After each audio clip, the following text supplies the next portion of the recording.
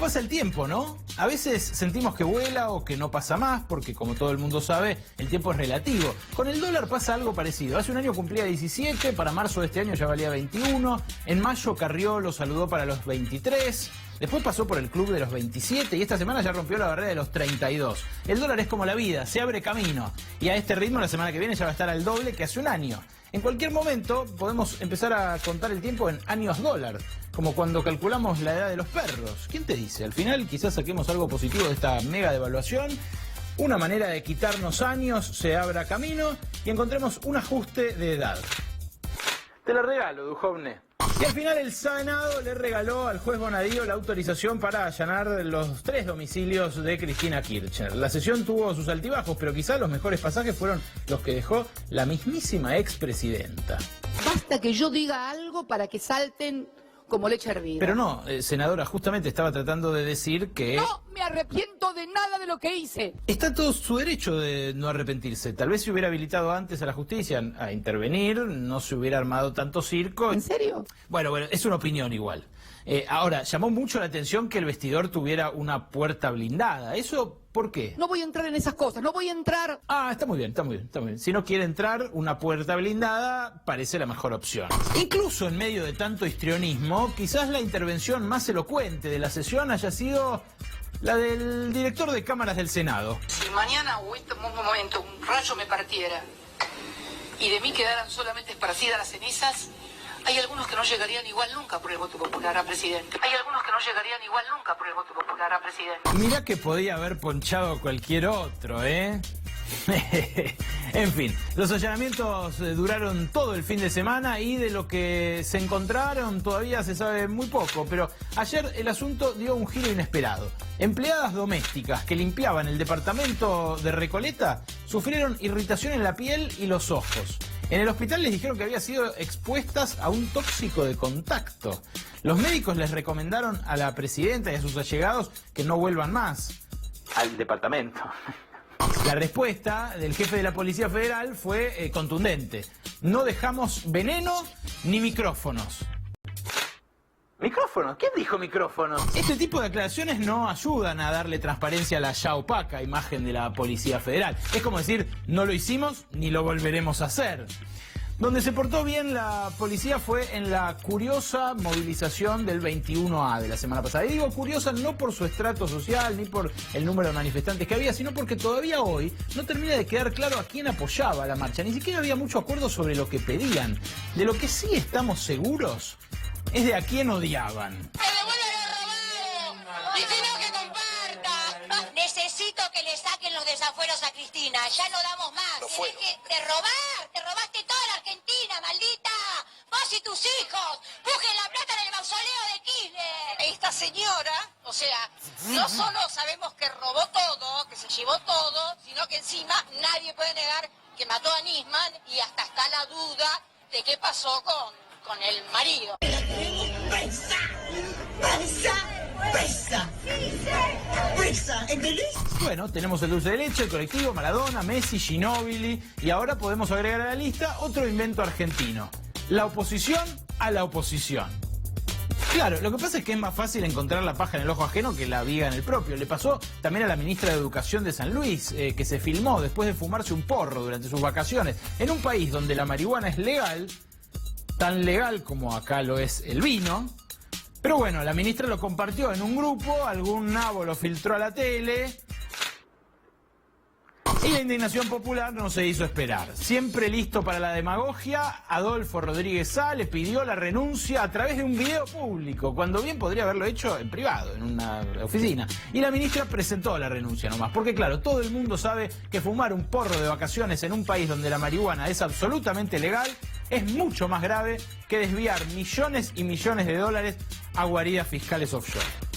Así que ya saben, si tienen verdes, siempre es mejor fugarlos que fumarlos. Tierra fértil la Argentina, ¿no? Ideal para que crezcan los brotes verdes.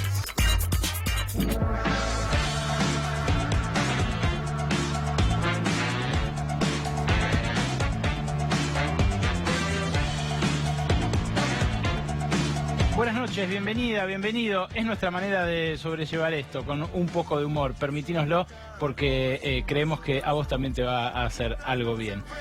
La verdad, se viven en lo financiero horas muy, pero muy tensas. El ministro de Hacienda, Nicolás Dujovne, el presidente del Banco Central, Luis Toto Caputo, atraviesan horas de nervios totales, incluso cortocircuitos con el presidente, que conocemos por fuentes oficiales, alimentaron rumores de renuncia que en instantes vamos a compartir con vos y que en instantes vamos a comentar, porque también incluyen posibles restricciones en los movimientos financieros. Una especie de control de cambios light, o de cepo light, por decirlo en los términos que se impusieron mediáticamente. Vamos a aclarar todo esto y a comentar de qué se trata en instantes nada más, porque vale la pena que todos compartamos la información que por ahora, lamentablemente, solamente se vierte en algunos cenáculos del poder. Pero antes de eso, vamos a hablar de los intocables.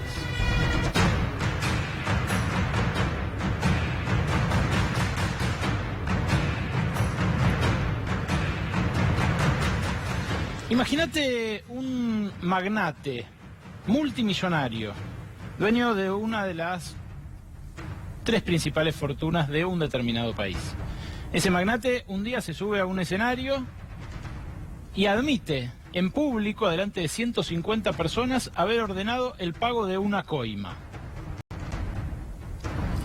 En el medio se sustancia un juicio, una instrucción de un juicio, una investigación respecto de esas coimas que, por supuesto, conmueven al país. Son coimas que los empresarios declaran haberle pagado al gobierno anterior de ese país y que incluso admiten algunos funcionarios de ese gobierno anterior haber cobrado. Uno de esos funcionarios le agrega, de esos exfuncionarios le agrega al relato del magnate que las coimas fueron muchas más de las que él admitió. Pero al viernes siguiente, a la semana siguiente, el juez que interviene en el caso decide que no va a extender la investigación al momento en el cual ese magnate admitió en público haber pagado una coima. Dice que va a investigar desde el año siguiente a ese momento en adelante. 4 días después, el presidente de ese país viaja con el magnate a inaugurar una planta de tratamiento de gas y una serie de pozos petroleros. El presidente se declara conforme y feliz con que avance esa investigación contra el anterior gobierno de otro signo, pero a la vez se fotografía contento con ese magnate que, como dijimos, admitió haber pagado coimas para que el gobierno anterior intercediera en su favor ante otro gobierno, un gobierno que era hostil a sus intereses. Todo esto es lo que ocurrió en los últimos 15 días con este señor, con Paolo Rocca, el dueño del grupo Techint, el CEO de la principal siderúrgica argentina, que hoy, con Mauricio Macri, estuvo recorriendo el área Fortín de Piedra, ahí sobre la roca madre de Vaca Muerta, un lugar que Macri considera puede llegar a salvar su presidencia y a compensar el déficit crónico de dólares que tiene la Argentina a fuerza de exportaciones, primero de sustitución de importaciones y luego de exportaciones de petróleo y de gas. Dijo por la tarde, hace apenas un par de horas, Guillermo Dietrich, el ministro de Transporte, que en absoluto esto era un guiño a Paolo Rocca en la causa judicial que se sigue contra estas 17 empresas involucradas y también contra, por supuesto, los exfuncionarios del gobierno anterior, que están todos presos, a diferencia del grueso de los empresarios involucrados. Esto por ahora no tiene en realidad fisura, porque no hace falta que Rocca reciba ese guiño. Ese guiño ya se lo dio Claudio Bonadío cuando circunscribió la investigación al momento posterior. Los otros intocables que veíamos recién en pantalla, y claro, son Ángelo Calcaterra, el primo del presidente Mauricio Macri, el primero que zafó, y Marcos Marcelo Mindlin, el ser de luz, cuya oficina figura en los cuadernos de Centeno, pero que en ningún caso fue citado ni a indagatoria, ni como testigo, ni nada. Es el dueño, claro, de Edenor, el dueño de Transener, la principal transportadora eléctrica de la Argentina, y también el dueño de la ex constructora de los Macri, la nave insignia del grupo Macri. Otro personaje de esta historia es un fiscal, el fiscal Carlos Stornelli.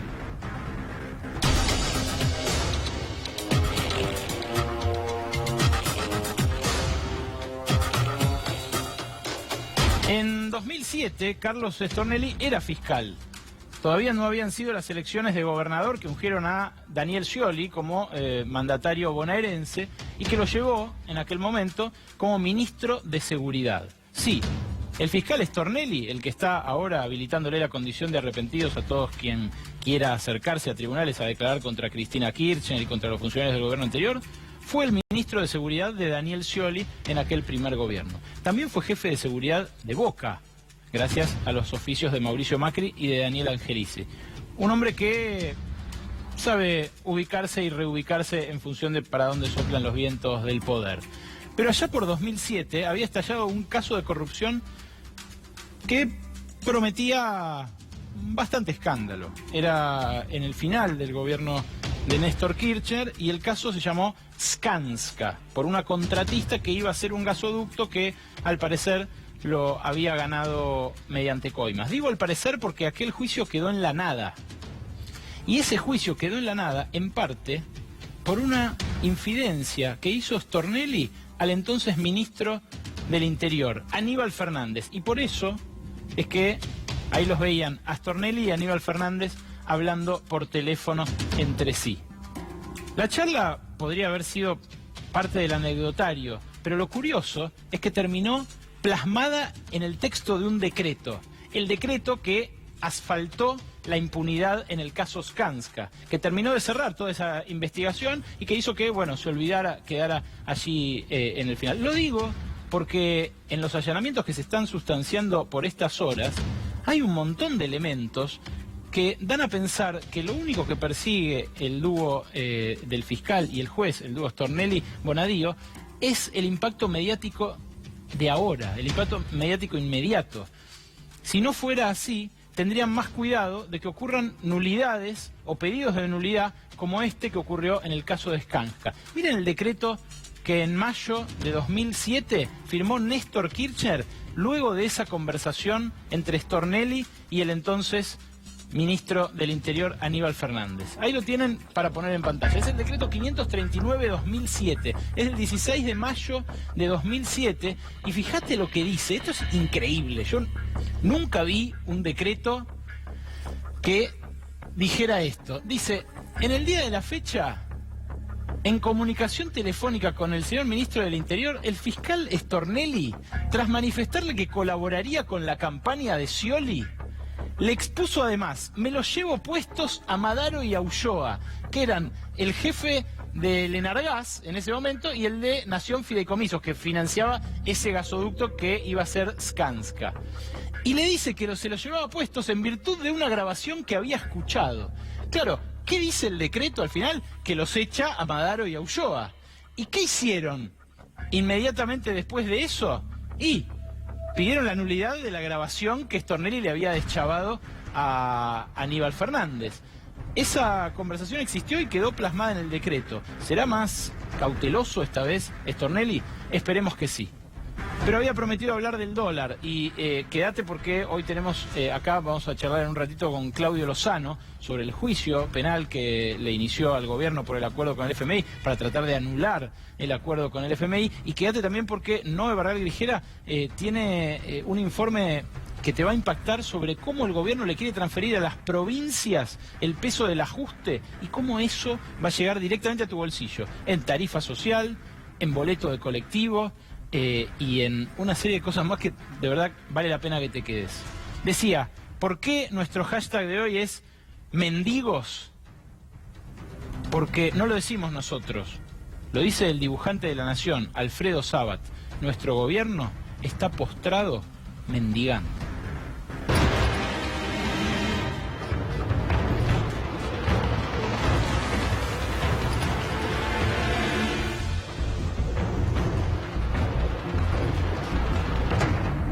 La caricatura pertenece, insisto, a Alfredo Sabat, hijo del gran Hermenegildo Sabat, un hombre que ilustra habitualmente las páginas del diario La Nación. Y lo grafica así, a Duhovne, extendiendo una lata, pidiéndole limosna a Christine Lagarde. Esa es la posición en la cual los mercados ven a la Argentina por estas horas. Por eso es que el dólar volvió a tocar un récord hoy. Por eso es que los bancos privados lo vendieron a 32,40. Por eso es que en el Banco Nación se vendió a 32,10 sobre el final. ¿Qué pasó con la plata que nos dio el Fondo Monetario? ¿Qué pasó con la plata que el Fondo Monetario le giró a la Argentina? Bueno, en un momento reforzó las reservas. ¿Quieren ver cómo las reservas se esfumaron después de aquel refuerzo? Lo vemos en este gráfico. Ahí tenés abajo, chiquito, pero trata de seguirlos, las fechas, desde enero del año pasado hasta hoy. Claro, da la sensación de que entre puntas aumenta, ¿no? Pero cada vez que aumenta es porque el gobierno contrae deuda a lo loco. Por ejemplo, fíjate en enero de 2018 que hay un aumento fuerte. Ese aumento es el de la mega emisión de deuda que hizo Luis Caputo antes de dejar el Ministerio de Finanzas, antes de dejar la Secretaría de Finanzas. Después empieza a declinar. A partir de abril empieza ese tobogán que solo se cierra con el nuevo salto hacia arriba, que es la inyección de dólares del Fondo Monetario. Pero fíjate cómo después ese dinero se consume prácticamente en la mitad de lo que reforzaron las reservas, pero que lo deja a niveles previos al declive inicial. Bueno, esta es una fuga que en lo que va del gobierno de Mauricio Macri representa 54.000 millones de dólares. Es un mecanismo de pinzas, endeudar y fugar, endeudar y fugar. Es deuda que toma el gobierno a 2, 3, 4, 6, 10 años y que luego se fuga inmediatamente en cuestión de semanas o meses. Ayer el Banco Central vendió 210 millones de dólares, hoy vendió otros 100 y no hay caso.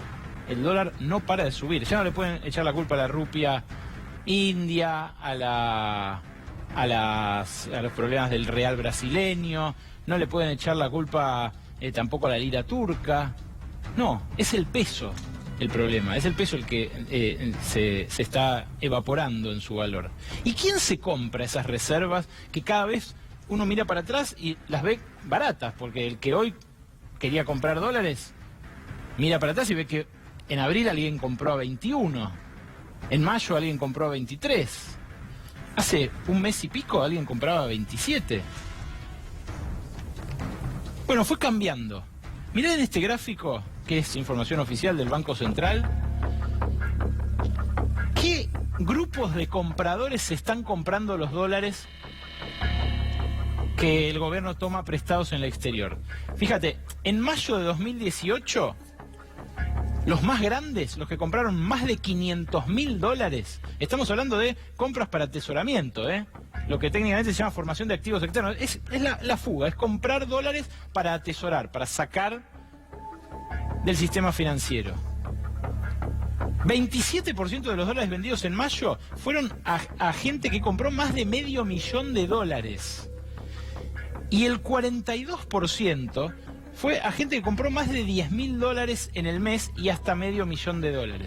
O sea que si se mantuviera, por ejemplo, una restricción que permitiera comprar a cada individuo, a cada persona física o empresa, hasta $10.000 por mes, que uno diría $10.000 por mes, son 320.000 pesos por mes, bueno, se hubiera evitado un 70% de la fuga de mayo. Pero claro, ¿qué pasó después? En julio, fíjate en la otra barrita, empieza a comprar la gente de a pie. Y el 47% de las compras de julio son de hasta $10.000, porque ahora empieza a comprar el que le sobra un puchito, el que cobró el aguinaldo o el que ve que se están evaporando sus ahorros.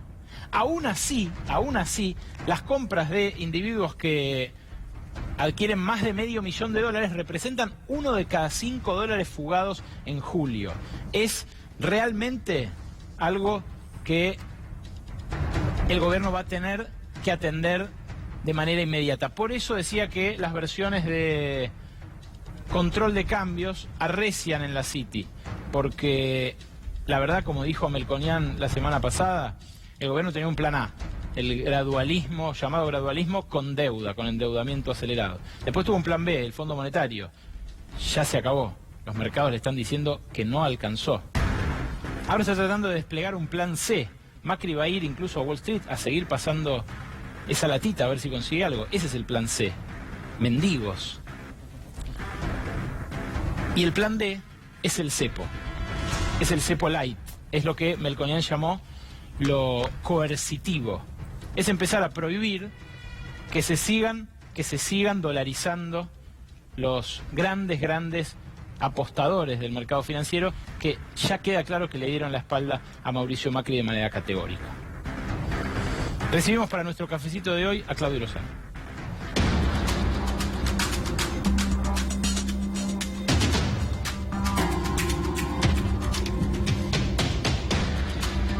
¿Cómo estás, Claudio? Muy bien. Bueno, gracias por venir. Acá tenemos... Si no fuera por la Argentina, ¿qué mejor. ¿Qué va a ser? Es un país bellísimo igual. Vamos a cumplir con nuestro rito. Te voy a hacer un cafecito como hacemos siempre acá en nuestro espacio. Mirá qué bien. Y atendemos bien a la gente. Sobre todo porque vos tenés algo que explicarle a nuestra audiencia, que es cómo vas a hacer para que se declare nulo el acuerdo con el Fondo Monetario. Lo que yo tenía que hacer ya lo hice. En realidad la que tiene que llevar adelante el procedimiento es la justicia, ¿no? Bueno, vos algunas cosas decías sobre cómo se estaba comportando y por lo tanto el bajo nivel de confianza que uno puede tenerle, ¿no? Pero lo cierto es que en un contexto donde prácticamente todas las voces, te diría, en el campo social y político, cuando se discutió el acuerdo con el fondo, manifestaron su disidencia con distintos niveles. Prácticamente no había muchos que acompañaran la propuesta oficial. En ese contexto el gobierno decidió no solo hacerlo, sino directamente no llevar el debate a donde debería haberlo llevado, que era el Parlamento Nacional. Y enarboló una argumentación para justificar no pasar por el Parlamento, que esto lo hacía en nombre de la Ley de Administración Financiera, que es la ley elaborada por Cavallo a comienzos de los 90, que establecía un artículo 60, donde, Cavallo estableció una suerte de excepción para aquellos casos donde se hacían negociaciones con organismos internacionales. Luego de esa Ley de Administración Financiera está la reforma constitucional del 94. Los constituyentes ratifican en la Constitución que quien debe atender en la cuestión del endeudamiento es el Congreso. Y eso es lo que no cumplieron. Y no solo esto, sino que además establece que las facultades delegadas por el Parlamento en el Ejecutivo hasta ese momento iban a tener solo 5 años más de vigencia. Claudio, ¿alcanza o no alcanza la del Fondo Monetario? Suponete que desembolsen todo lo que dijeron que van a desembolsar, que sigan, ahora ya los 15.000 llegaron los primeros, van a llegar los 3.000 siguientes. ¿Alcanza? No. ¿Y eso qué quiere decir? ¿Que va a seguir subiendo el dólar? Sí. Bueno, de hecho, la propia carta de intención anuncia que la idea es que el dólar llegue al nivel más alto posible. ¿El gobierno quiere el dólar lo más alto posible? El gobierno y el fondo. Más alto posible quiere decir el dólar en términos reales. O sea, lo que tiene que pasar es que el nivel del dólar alcance un punto tal en donde no se traslade completamente a los precios, seguramente por vía de la recesión vigente, porque el dólar alto implicaría ponerle límite al proceso de fuga de capitales, ponerle límite al proceso de fuga de dólares vía turismo, etcétera, etcétera, y al mismo tiempo profundizar una recesión que vía caída de importaciones le permita a la Argentina, vía esta medicina dolorosa que es la recesión permanente, recomponer su situación en materia de dólar. Espera, ¿no? Porque con el dólar ya a 30... Julio dio más déficit comercial que en julio del año pasado y más fuga de capitales que en julio del año pasado.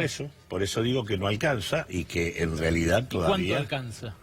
No hay, digo, tiene que pasar esto, tiene que no solo subir el dólar, sino que los precios no tendrían que acompañarlo. Y eso habrá que ver. Es más, te diría yo que lo que vos estás comentando de la aparición de algunas estrategias de regulación que puede tratar de tomar el gobierno, están indicando que en realidad la idea de resolver el corto plazo con una estrategia recesiva de largo aliento, el acuerdo con el fondo es un acuerdo de ajuste perpetuo. La idea del déficit cero en un contexto de recesión y de endeudamiento es una suerte de perro que se muerde la cola. Tenés que ajustar una y otra vez cada vez más, porque vos vas ajustando el gasto, te van cayendo los recursos, te va aumentando la deuda y tenés que volver a ajustar. Consecuentemente, en ese marco lo que vos tenés es un planteo de recesión permanente como estrategia. Ahora, eso resuelve el problema de dólares destruyendo prácticamente el tejido social y productivo, pero además en el largo plazo, y vos tenés un problema de corto. Hoy la Argentina no tiene dólares. Claro, ahora... Argentina está al borde de la cesación de pagos porque la política de endeudamiento, de acortamiento de plazos, de dolarización de la deuda y demás es más que evidente. Por más que aparecen algunos parches, los acreedores, los dueños de bonos de la Argentina y demás, ven que no hay dólares. ¿A quién le conviene esto? Porque hay empresas argentinas que hoy, 28 de agosto, valen en dólares la mitad de lo que valía el 1 de enero de este año, de 2018. Y ni que hablar menos de lo que valían en 2015 con Cristina. ¿A quién le conviene? Mira, no sé a quién le conviene. Lo que sí sé es que lo que está pasando, digamos, le ha otorgado una creciente injerencia al capital financiero dentro de la vida económica del país. Sí, eso es innegable. No solo esto, sino que está en debate, en el marco de toda esta discusión de los cuadernos, en el fondo lo que está en discusión es el sistema de compras públicas. La discusión de la cartelización de la obra pública, que obviamente es un problema histórico de la Argentina, está puesto sobre la mesa, pero ojo que la discusión acá es, en todos los acuerdos internacionales que se están discutiendo, es cómo entran las empresas transnacionales a las compras públicas. Digo, estas empresas que están involucradas hoy en delitos, estos intentos de salvamento que hace el gobierno nacional intentando despegar a las empresas de las personas, lo que vos comentabas del acompañamiento de Macri con Techina, en realidad acá lo que hay es una discusión por el mercado de la obra pública, en donde el capital financiero y las empresas transnacionales están empezando a tener una base como para intervenir. Parece que eso también está jugando, más allá de todo lo que tiene que ver con la evidencia de una casta política que vía corrupción tiene niveles de connivencia con ese empresariado que tenemos, ¿no?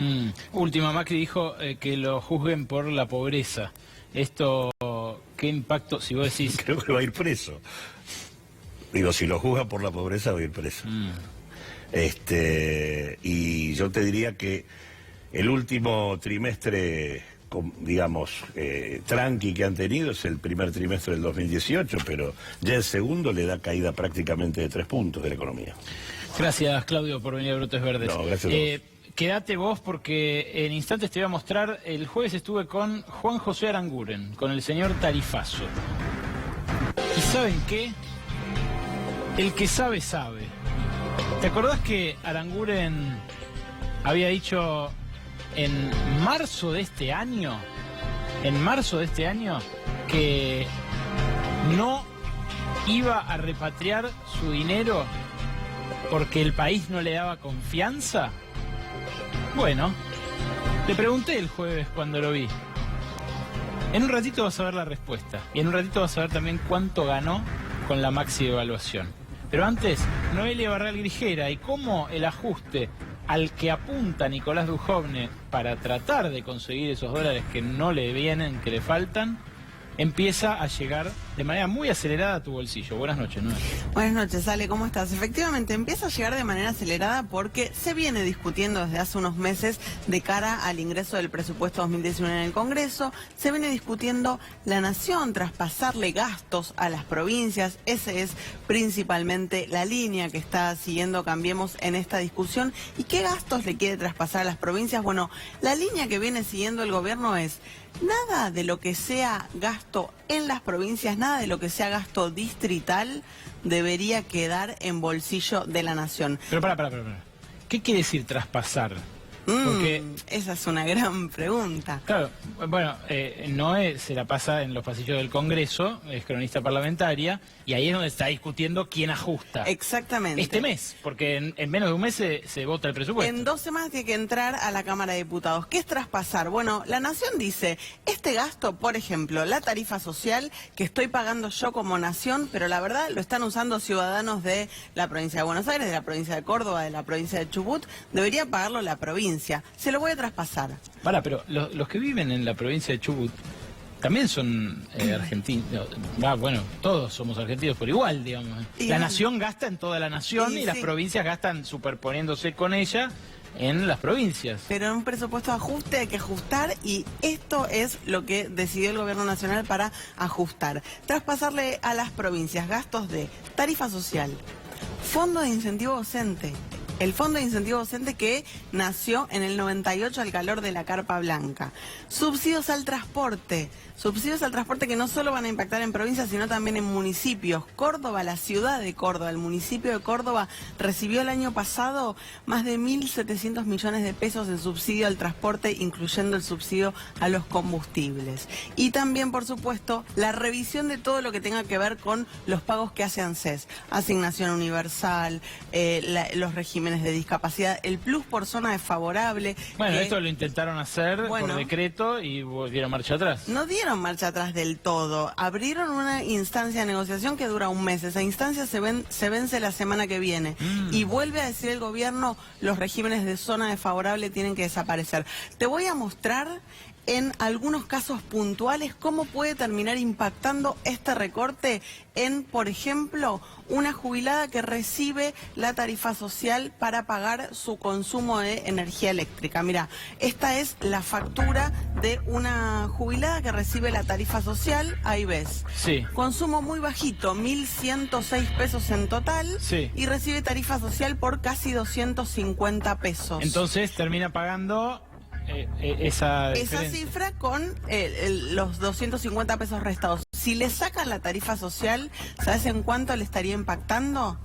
En un 22%, 22,5%. Esto sumáselo al aumento del 100% de la energía eléctrica acumulado claro. en el último año. Claro, ¿no? es tremendo, porque, claro, la Nación dice, yo, como vive esta señora en una determinada provincia, le exijo a la provincia que ponga la plata, pero como la provincia no tiene la plata, nadie lo va a pagar. Bueno, lo que está evaluando la Nación es que se hagan cargo los gobernadores, que se hagan cargo los intendentes de eventualmente o seguir pagando ese subsidio o pagar el costo político de eventualmente quitarlo. ¿Qué más? Vemos aquí otro beneficiario de la tarifa social, en este caso porque es un beneficiario de planes sociales, en este caso es un 10,7% que impactaría en esta factura si le quitan la tarifa social. Acá lo que vemos es una asignación universal por hijo con plus de zona desfavorable. Esto es lo que está en discusión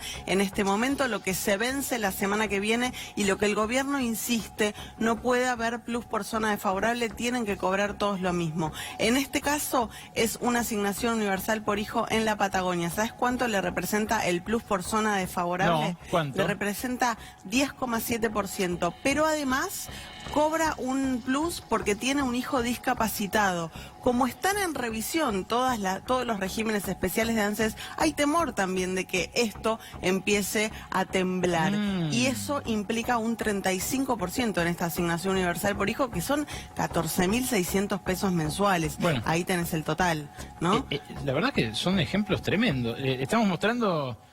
Teníamos 20 de estos ejemplos, estamos mostrando 5 para abreviar, pero realmente no es un ajuste cosmético, es un ajuste muy profundo y además sobre gente muy vulnerable. Los que pagan la tarifa social justamente zafaron, a diferencia de las clases medias bajas, zafaron del golpe más fuerte del tarifazo, por esa De hecho, lo que decía Aranguren ante cada incremento tarifario era: tenemos la tarifa social para quienes no puedan pagar. Acá lo que estás viendo es un recibo de sueldo de un docente que cobra el FONID, este fondo de incentivo docente que la nación le quiere traspasar a las provincias y que eventualmente podría terminar cayendo si las provincias no le pueden hacer frente. Es un salario que además tiene un plus por zona desfavorable porque es un salario docente de la Patagonia. Contame de la cocina del Congreso, ¿no? La discusión está hoy transitando despachos, digamos, todavía no el recinto, nada. Todavía... Ahora, los oficialistas, ¿qué es lo que dicen? ¿Vamos a incluir en el proyecto oficial eliminar el fondo de incentivo docente? No, estos traspasos se están negociando por afuera del presupuesto. Lo que quiere el oficialismo es que cuando llegue el presupuesto el 15 de septiembre a la Cámara de Diputados, todo esto ya esté acordado y sea un presupuesto en el que no haya que negociar mucho en la letra chica, en el que no haya mucho para acordar más allá de estos recortes que sí se están negociando con las provincias. ¿Qué están diciendo las provincias? Bueno, ok, yo te acepto la transferencia del gasto, pero déjame cortar la baja de impuestos, déjame subir tasas, y el gobierno dice: no, nosotros queremos que el ajuste lo haga el sector público, no podés cortar la baja de impuestos. Bueno, ahí está en este momento el tironeo de la negociación, que el 15 de septiembre entra a la Cámara de Diputados, que va a empezar a seguir por carriles legislativos, pero que el gobierno quiere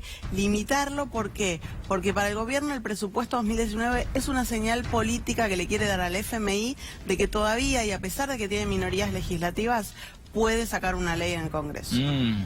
Gracias, ¿no? Realmente muy ilustrativo. Los ejemplos que ustedes vieron recién en pantalla son ejemplos reales. Mostrámelos así a la pasada, Santi, si podés. Son recibos de sueldo de maestros que cobran el fondo de incentivo docente y cuánto se ajustarían. Son estas facturas donde ese renglón de la tarifa social dejaría de existir en virtud de negociaciones, insisto, que no hay presencia en el Congreso y que se están dando en este momento, por estas horas. El gobierno dice que no va a ajustar el gasto social. Bueno, esto es ajustar el gasto social, es concretamente ajustar el gasto social. Y la verdad, francamente, no hay otra manera de ajustar que ajustando el gasto social. Se pueden recortar los viáticos, el pasaje de un funcionario, todo eso son monedas. El gasto, la inversión real del Estado Nacional es la que ahora empieza a ser objeto de esta guadaña. Pero es una semana también de conflicto docente, y no una semana, un mes de conflicto docente. Este jueves hay una mega marcha de todas las universidades, siguen paralizadas todas las universidades del país. Hoy, recién hoy, después de 3 semanas de paro universitario, el presidente Macri recibió a los rectores del Consejo Interuniversitario Nacional. Pero antes que eso, tuvo que armarse el escándalo que se armó durante toda la semana pasada y las protestas que hacen que no haya empezado la segunda mitad del año en las casas de altos estudios que tiene la Argentina. Y eso, por supuesto, se ve también en el nuevo territorio de la política, en las redes, el lugar que inspecciona nuestro amigo Luciano Galú.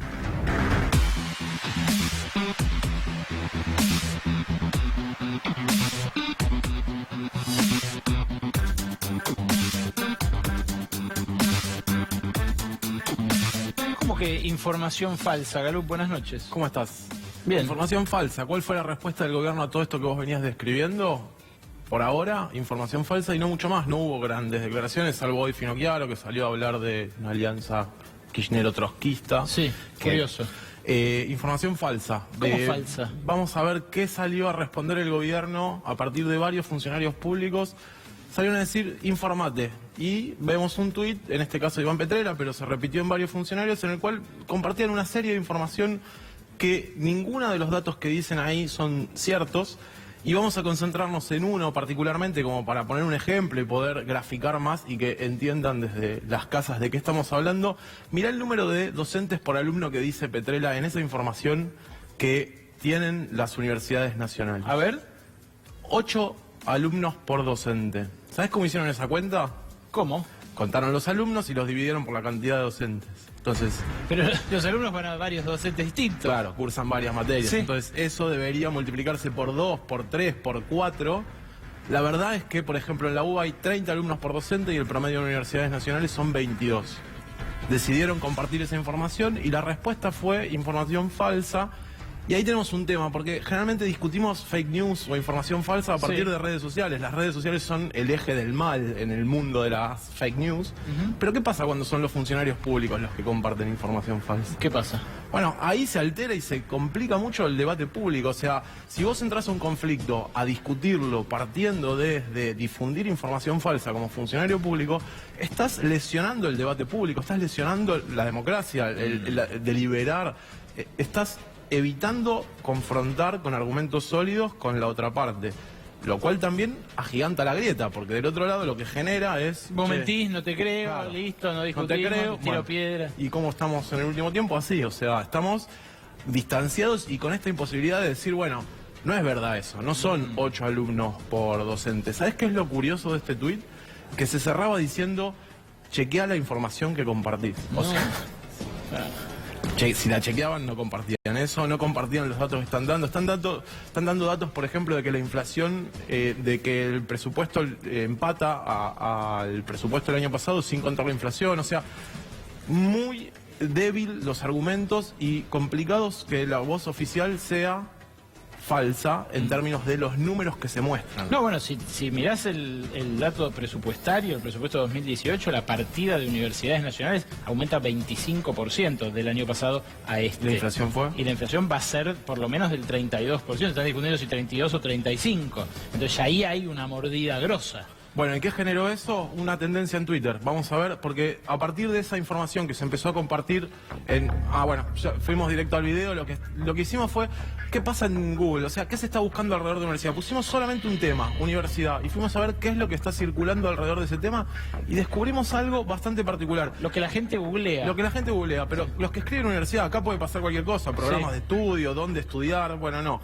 Se está googleando alrededor de universidad el conflicto, vos recién nombrabas la marcha, y después de la marcha descubrimos que el principal tema que tuvo crecimiento en las búsquedas de Google asociado a universidad, mira cuál es. Es mentira. ¿En serio? Sí. Ahí vamos a acercarnos. Mentira. Hicimos clic ahí, porque queríamos ver qué pasaba. ¿Qué pasa si hacemos clic ahí?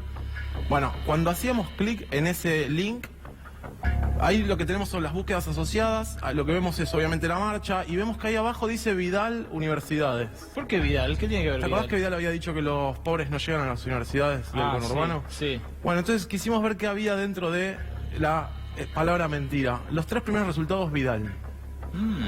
Esto es una semana, no es que estamos buscando un año. Vidal lo dijo hace bastante esto.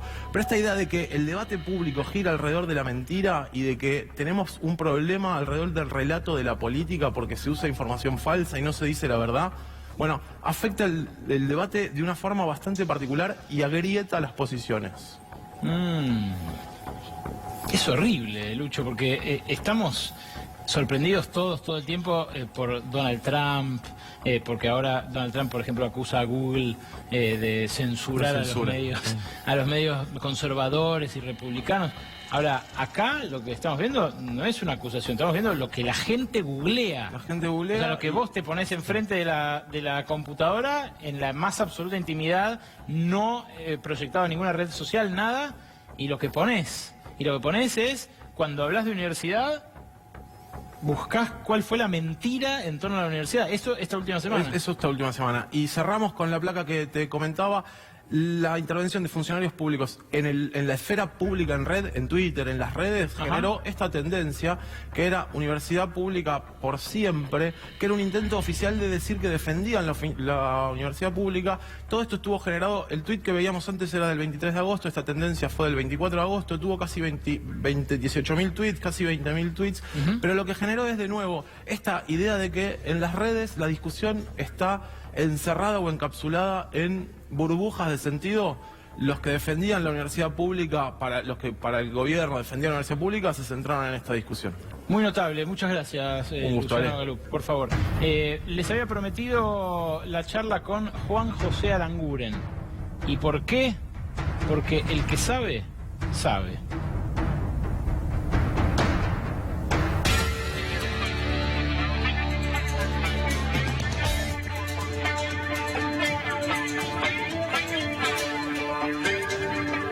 El señor Tarifazo, el ex ministro de Energía, en marzo tuvo una conversación telefónica con Radio Con Voz.